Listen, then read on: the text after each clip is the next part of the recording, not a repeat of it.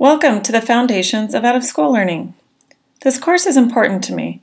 The hours after school are more important than ever for all children to gain new experiences, learn new skills, have fun, get targeted academic support, and engage in fitness and enrichment activities such as sports or dance. My own 3 boys have had these opportunities their whole lives. But millions of children, the children who need these high-quality, academically enriching opportunities the most, don't have access to them. My journey to becoming an after-school advocate for these children was a process that began as an undergraduate, about a decade before national funding was even available for these sorts of programs. My decision to become an educator came late in my undergraduate career at UC Davis, where I majored in political science. After an internship in Washington, D.C. that opened my eyes to policy making in education, I decided that if I ever wanted to influence educational policy, I needed to be a teacher first. So I went to UCLA, where I earned my master's in teaching credential and began my career as a high school teacher and then later taught middle school.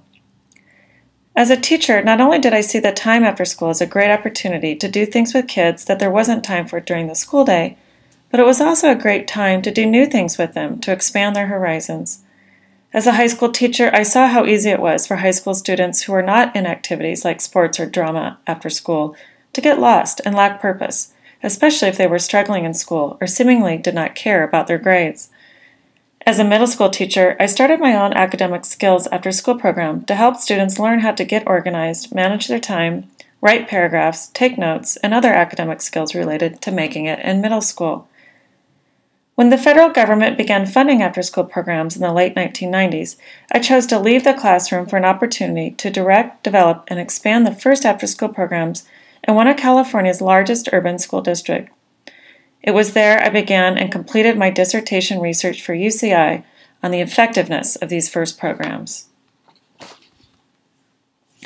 After 5 years managing programs at a district level and securing millions of dollars in grant funding for every eligible elementary and middle school to have a program, I started working for what became the largest provider of after-school programs in California, Think Together.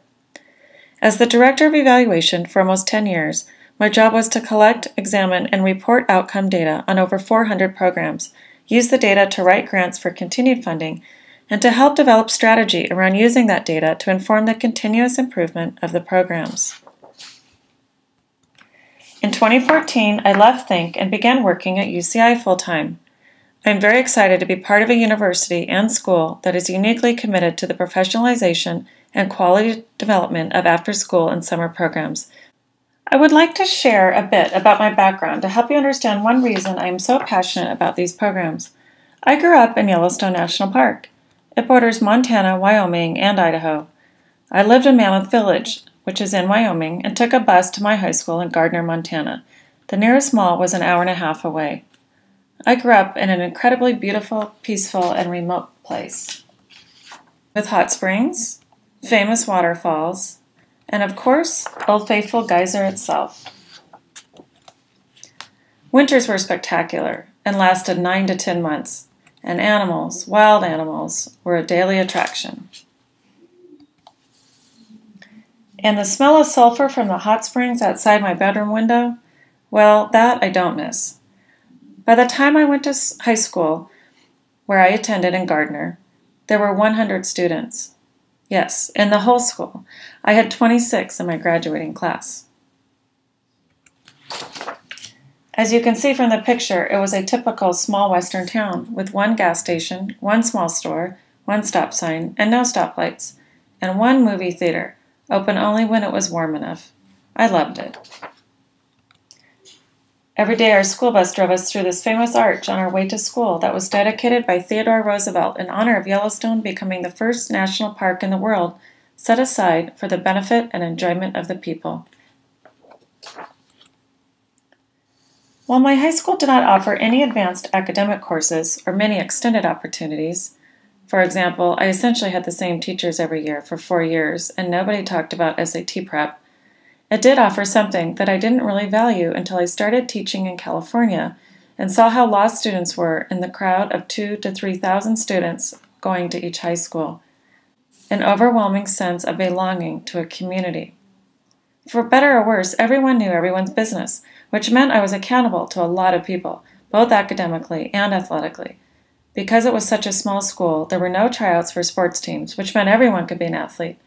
I gained so much confidence, discipline, and leadership by being on the basketball, volleyball, and track teams. I felt like it mattered to a lot of people how I did, mostly because everyone would know how I did. In contrast, teaching at a large high school in California, I saw that it was easy for students to not really be accountable to anyone, especially if they didn't care about grades or weren't good enough to make a sports team. Most teachers didn't know their students' names, and it felt impossible for me to get to know the 200 students I had for 52 minutes each day. I realized that the way for these students to get connected was really after school, through some sort of activity, sports, band, drama, cheer, etc. But a lot of students didn't get involved. A great after-school program could give that to them, but there was no funding for anything like that. Why does this matter? Where we grow up matters because our growing up experiences and opportunities shape who we become. And that's what After School Can Be, a place that gives children new or continued opportunities to shape their identity, have positive experiences, build confidence, build a sense of belonging, be accountable to others. They get to build skills and knowledge, explore values, develop trust in adults and peers, and have hopes and dreams. So, what are your roots? In your Hangout assignment for Week 0, I would like you to share where you grew up with your Learning Pod peers.